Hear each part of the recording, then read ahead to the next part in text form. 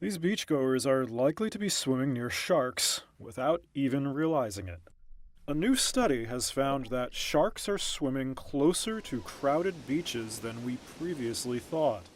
Experts at the University of Miami tracked the ocean predator's movements off the coast of the city. Neil Hammerschlag is the lead study author.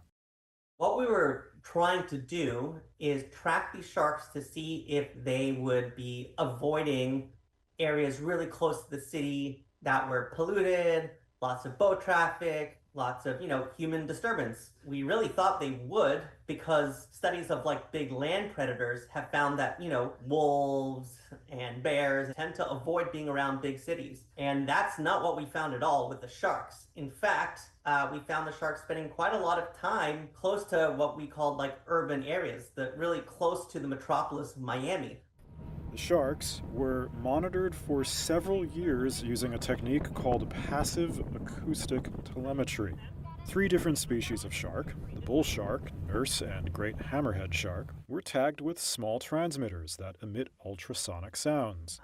Researchers then placed listening stations underwater to collect data. And when a shark swims within a few hundred feet of one of those listening stations, it can detect that transmitter, it hears it, and it will record that ID, that shark swam by that location. So it logs the date and time. Hammerschlag says the findings shouldn't be cause for alarm for swimmers.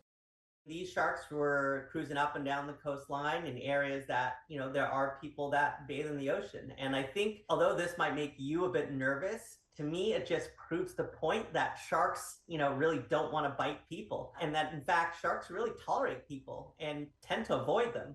He also says it's unclear why sharks aren't repelled by cities, given their high levels of noise, light, and air pollution. Knowing that sharks may be lingering near shore, Hammerschlag advises beachgoers to avoid swimming when there's low visibility. But, given the rarity of shark attacks, his main concern is for the sharks themselves, who face threats from fishermen and polluted shorelines. By spending time in waters off Miami or other big cities that are, highly polluted by chemical pollution or light pollution or noise pollution, that could have negative consequences for their health. Also, close to shore, there's a lot of fishing, not only fishing for shark food, which makes, also less food for sharks, but a lot of fishing for sharks themselves by anglers. So I would probably say is this news is probably worse for the sharks than it is for us humans.